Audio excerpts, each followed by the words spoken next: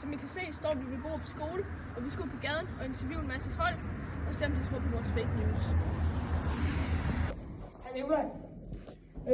Har du hørt, at kaffe faktisk ikke holder dig vågen, men derimod får dig til at drømme om en alternativ virkelighed, hvor du er en berømt rockstjerne? Nej. Har du ikke hørt om det? Nej. Tror du på det? Nej. Hvorfor ikke? Fordi det lyder ikke sandt. Nå. Det lyder meget mærkeligt. Det var sådan, ja. Det er faktisk også bare en falsk nyhed. Hvorfor tror du ikke på det? Man skal jo være kritisk over ting, som man ikke tror på. Ja. God dag, Nikolaj. Jamen tak lige måde. Hvad hvis jeg fortalte dig, at NASA overvejer at sende hunden til Mars, fordi de mener, at hun kan tilpasse sig bedre til den lave gravitation end mennesker? Hvad synes du til det? Så vil jeg sige, at det lyder lidt fjollet. Hvad skulle hun lave deroppe så? De skulle besøge Mars.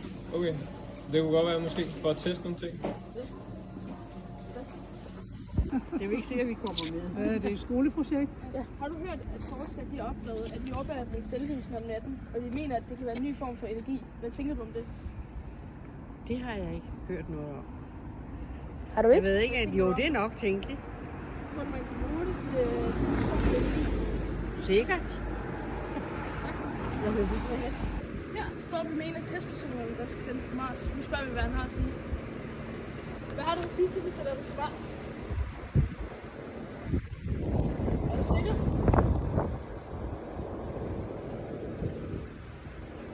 Gider du virkelig ikke? Han bliver tvunget, det er lige meget. Hvad hvis jeg sagde til jer, at nu er blevet bekræftet, at pingviner de har lært at tale under vand, men de holder det hemmeligt for mennesker, fordi de ikke vil afsløre deres skattejagt? Okay. Det må vi lige... Det vil jeg sige ikke er sandt.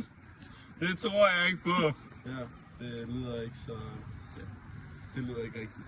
Hvorfor vil de ikke sprede ordet, når det er noget, man kan sprede så nemt? Hvad var det der med hundene?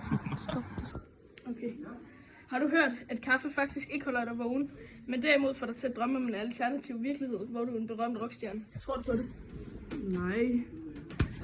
Nu stiller jeg jeres spørgsmål nu. Hvad mener du? Altså, det er fake news, altså!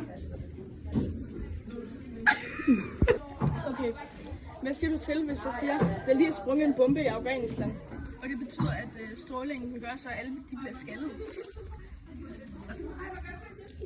Hvad siger du til det? Ej, hvor er det ikke lige. Nej, må vi godt stille et spørgsmål?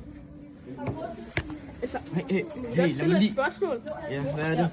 Hvad synes du om, at skolen de lukker alle spillene på computerne her til skolen, så du ikke kan spille i timerne mere? Mit spil, det er mit liv.